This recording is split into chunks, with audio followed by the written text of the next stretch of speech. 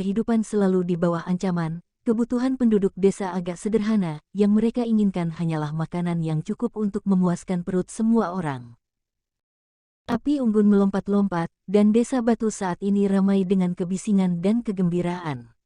Laki-laki dan perempuan, baik tua maupun muda, semua memiliki senyum di wajah mereka. Mereka semua dipenuhi dengan keceriaan saat berbicara dan tertawa. Anak-anak kecil, jangan lari sembarangan. Kami akan segera melakukan mandi obat. Tidur nyenyak di malam hari, dan di masa depan Anda pasti akan lebih kuat dari semua binatang buas, kata dan sesepuh sambil tertawa. Au, aku tidak mau. Sekelompok anak-anak yang mendengar ini semua berdiri dan berteriak sedih, melarikan diri dan bersembunyi di berbagai bagian desa. Kamu sekelompok bayi melon, kamu benar-benar tidak tahu apa itu keberuntungan. Ini adalah tonik langka. Jika kita bisa mandi obat ini terus-menerus, otot dan tulangmu akan mampu menandingi makhluk raksasa itu. Semua orang dewasa mengkritik mereka, dan seperti menyambar anak ayam kecil, mereka mulai menangkap anak-anak mereka. Sakit, saya tidak ingin pergi ke pemandian obat. Terakhir kali, rasanya seperti saya terpotong oleh pedang. Ayah, lepaskan, aku tidak ingin direbus. Kelompok anak-anak sangat menentang, tetapi lengan kecil mereka tidak sebanding dengan kekuatan orang dewasa. Pada akhirnya, mereka semua tertangkap. Di dalam ruang kosong di dalam desa, 8 kuali tembaga besar telah disiapkan sebelumnya. Neraka di bawah mereka mengamuk, dan cairan di dalam kuali mendidih. Beberapa tetua melemparkan tangkai demi tangkai ramuan obat ke dalam, dan dari waktu ke waktu, mereka juga akan memasukkan kelabang panjang dan laba-laba seukuran kepalan tangan. Ini membuat cairan yang awalnya bening menjadi gelap dan keruh seperti tinta, itu sangat menakutkan. Wajah kelompok anak-anak semuanya berubah menjadi hijau. Mereka semua ingin melarikan diri dan melarikan diri, tetapi mereka semua ditahan tanpa daya oleh orang dewasa. Segera setelah itu, beberapa penduduk desa datang dengan 10 guci.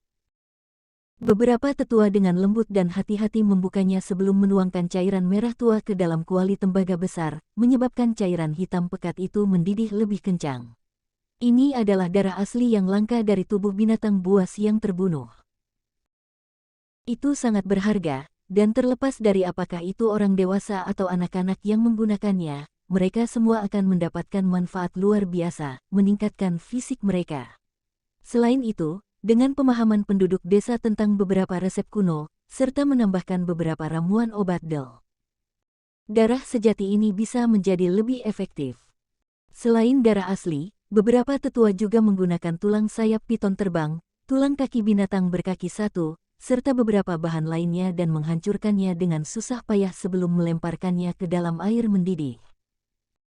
Ketika api padam dan isi kuali tidak lagi mendidih, suhu air akhirnya turun sedikit. Jeritan bersama dengan suara putong-putong terdengar saat kelompok pertama anak-anak dilemparkan ke dalam, dan setiap kuali berisi sekitar 2 atau 3 individu. Sakit, air ini benar-benar bisa memasak kita hidup-hidup. Selamatkan aku, tubuhku terasa seperti dipotong oleh pedang, dan kulit serta dagingku terbelah. Mereka semua meringis kesakitan, dan tangan mereka meraih kaki mereka. Satu persatu mereka semua bergegas keluar, hanya untuk didorong kembali ke dalam saat mereka berteriak tanpa henti. Dengan cara ini, beberapa lusin anak dilemparkan ke dalam kuali. Mayoritas dengan kejam melolong, dan berjuang terus-menerus. Hanya 7 atau 8 anak yang agak lebih baik, dan meskipun mereka sakit dan alis mereka basah oleh keringat, mereka menahannya dan tidak mengucapkan sepatah kata pun.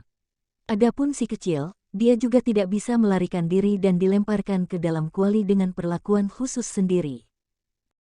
Hanya sedikit air jernih yang ditambahkan ke kuali, tetapi selain itu, semuanya adalah darah asli dan tulang yang patah.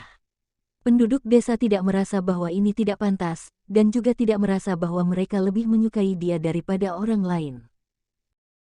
Ini karena anak-anak mereka sendiri sudah tidak bisa menahan rasa sakit dan menangis dengan jeritan yang merobek hati di dalam kuali obat biasa, tapi si kecil ini benar-benar bisa mengatasinya. Selain itu, ketika si kecil berada di dalam cairan kental dan mendidih kuali hitam, kepala tua itu bahkan membuka 2 toples khusus dan menuangkan isinya ke dalam kuali. Menuangkan dari salah satu toples adalah awan merah yang membentuk pisiu seukuran telapak tangan. Itu perkasa dan jahat seolah-olah akan mencabik-cabik semua orang dan melarikan diri, dan sifatnya sangat ganas. Dari dalam telapak tangan si Yunfeng bersinar karakter, dan teks tulang mulai naik. Sebuah tamparan membuat pisiu menyebar dan berubah menjadi darah, dan itu menetes ke dalam kuali. Dari toples yang lain keluarlah badak api berkepala dua berwarna merah tua. Itu sangat cemerlang, dan dengan kepala tinggi ia mendesis dengan marah, dan dengan cara yang sama dilepaskan ke dalam kuali hitam oleh kepala suku tua. Saat suhu sedikit turun, si kecil diangkat dan langsung dilemparkan ke dalam kuali sambil berjuang. Karena dia masih kecil, dia akan tersedak air ketika duduk di dalam. Jadi begitu dia jatuh ke dalam dengan suara gudong-gudong, dia langsung meminum beberapa suap cairan itu. Anak-anak lain semuanya menunjukkan ekspresi simpatik padanya dan tiba-tiba merasa cukup beruntung. Hanya ada sedikit air yang ditambahkan, dan bagian utamanya adalah darah asli khusus, tulang binatang serta gumpalan otot yang membentuk cairan obat. Cairan obat ini pasti akan membuat kulit dan tulang seseorang terasa lebih sakit, si kecil benar-benar menyedihkan. Bahkan beberapa orang dewasa tidak tahan.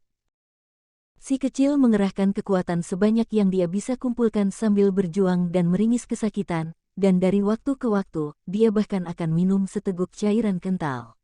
Orang dewasa yang menonton benar-benar mulai merasa sangat khawatir.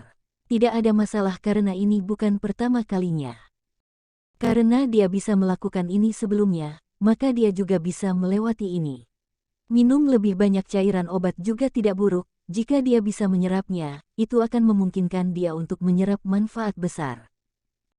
Kepala suku tua itu berbicara, karena kepeduliannya terhadap kesehatan si kecil cukup luas. Konstitusinya cukup kuat, dan kekuatan misterius teks tulang mungkin juga bekerja di sini dengan membantunya memperbaiki sebagian dari kekuatan obatnya. Si kecil seharusnya tidak merasakan banyak rasa sakit. Penatua lain berbicara sambil membelai janggutnya. Pemandian obat berlangsung cukup lama, dan sekelompok anak-anak direndam sampai mereka tampak seperti monyet merah. Mereka semua terlihat agak sedih, dan sambil saling memandang, air mata menetes dengan suara hua-hua. Hanya ketika mandi obat selesai, mereka berhenti menangis dan akhirnya merasa lega. Sementara di dalam kuali hitam, si kecil tidak menangis. Matanya yang besar melihat sekeliling, dan wajahnya memiliki sedikit rona merah, menyerupai apel besar. Ketika dia diangkat, dia tampak seperti sedang mabuk, bergoyang-goyang. "Bagaimana perasaanmu?" seorang penatua bertanya. Si kecil bersendawa, dan berkata dengan bingung, "Aku banyak minum, sekarang kenyang." Mendengar tanggapan yang sederhana dan murni semacam ini, semua orang dewasa terprovokasi untuk tertawa. Lelah, si kecil terhuyung-huyung dari sisi ke sisi, dan tubuh kecilnya jatuh ke pelukan si Yunfeng. Dia dengan ringan menggumamkan sesuatu dan sedikit mencicit sebelum tenggelam dalam tidur nyenyak. Bawa anak-anak ini kembali dan biarkan mereka tidur nyenyak. Besok, kekuatan mereka seharusnya meningkat dalam jumlah yang signifikan, kata kepala si Yunfeng. Akhirnya, beberapa tetua menyingkirkan cairan sisa. Mereka tidak membiarkannya sia-sia, tetapi sekali lagi menyalakan kuali tembaga dengan api dan menambahkan beberapa ramuan obat lagi. Mereka akan memasak sampai obatnya mengering dan menjadi kekuatan obat. Tidak hanya ini jenis tonik, tetapi juga jenis obat penyembuhan yang berharga. Membawanya untuk berburu di pegunungan bisa menyelamatkan nyawa. Dengan lingkungan yang keji dan sulit untuk berburu binatang ajaib, darah sejati benar-benar langka dan berharga. Mereka tidak mampu membuang bubuk obat yang begitu berharga bahkan setelah digunakan oleh anak-anak, dan tidak mau menyia-nyiakannya sama sekali. Secara alami, semua penduduk desa terkuat tidak peduli tentang ini, karena selama itu bisa menutup luka dan menyelamatkan hidup mereka, itu sudah cukup. Malam itu, semua anak tidur nyenyak. Keesokan paginya, banyak dari anak-anak kecil ini menangis dengan keras, karena kulit tua terkelupas, membuat tempat tidur mereka kotor. "Pergi, ambil seember air dan cuci bersih dirimu. Setelah itu, angkat gumpalan batu kilangan itu." "Ayah, itulah yang digunakan saudara ketiga untuk melatih kekuatannya, bagaimana mungkin aku bisa mengangkatnya?" Berhenti bicara omong kosong, jika aku menyuruhmu mengangkat, maka angkat saja. Apakah Anda memberitahu saya bahwa kami menyia-nyiakan semua obat darah dan tulang yang sebenarnya tadi malam untuk apa-apa? Jika kamu benar-benar tidak membuat kemajuan, maka aku akan memukul pantatmu sampai berubah menjadi 8 bagian. Dini hari berikutnya, desa batu aktif seperti burung terbang dan anjing melompat. Semua anak dipaksa untuk memindahkan batu besar dan kuali tembaga sambil merengek berulang kali. Hasilnya jelas terlihat, anak-anak semuanya memperoleh kekuatan yang signifikan, dan fisik mereka menunjukkan peningkatan kekuatan. Namun, jika seseorang mengatakan bahwa mereka dilahirkan kembali, maka itu masih agak jauh dari kenyataan. Kepala desa, simbol telapak tangan kepala Si Yunfeng memancarkan cahaya yang cemerlang, dan di dalam tangannya ada batang palu paduan emas. Dengan itu, dia menghancurkan bagian paling berharga dari tanduk naga-naga bertanduk naga menjadi berkeping-keping. Setelah itu, dia mengambil sebagian dari tulang cakar pisiu yang diamputasi serta sebagian kecil dari tanduk merah badak api, dan juga menghancurkannya sampai menjadi bubuk halus. Dia kemudian mencampur bubuk tulang yang dihancurkan ini dengan beberapa darah asli binatang buas, dan memasukkannya ke dalam susu binatang yang dimasak dengan lambat. Pada saat itu, aroma mulai meningkat dalam bentuk spiral. Setelah itu, sesepuh melemparkan tangkai demi tangkai tanaman obat. Segera setelah itu, cairan di dalam panci menjadi kacau, dan aromanya menjadi lebih kaya. Waktunya makan, anak kecil. Di dalam rumah batu, si kecil mendengar teriakan dan dengan suara gulu, dia berbalik dan kemudian berdiri. Matanya yang baru bangun masih buram, tetapi saat aromanya bocor, dia dengan cepat menghirupnya. Dia segera merasa bersemangat, dan mulai bergumam ke arah itu. Baunya sangat enak, tentu saja, ini adalah obat yang sangat berharga, jadi jangan sia-siakan dan makan semuanya. Si Yunfeng tertawa dan berkata, si kecil memakannya seperti serigala, dan tak lama kemudian, bubur panci itu benar-benar habis. Namun, konsekuensi negatif segera muncul karena dia benar-benar terlalu kecil, dan kekuatan obatnya terlalu kuat. Di pagi yang biasa ini, si kecil yang menggemaskan tiba-tiba mulai bertingkah seperti anak bermasalah. Kedua matanya menjadi merah seperti kelinci putih, dan dia mulai berlari kemana-mana, berteriak ah-yah tanpa henti. Ekor anjing kuning besar yang menyedihkan itu sekali lagi dicengkeram olehnya, dan terus-menerus ditarik. Ekornya hampir putus, dan melolong dengan air mata selama setengah hari, itu mengganggu semua penduduk desa dan menyebabkan kekacauan. Wei, anak kecil, mengapa kamu menarik pagar istri saudaraku? Apa yang terjadi pada si kecil, mengapa dia lari ke atap keluarga saya? Cepat, berhenti, jangan sobek ubinnya.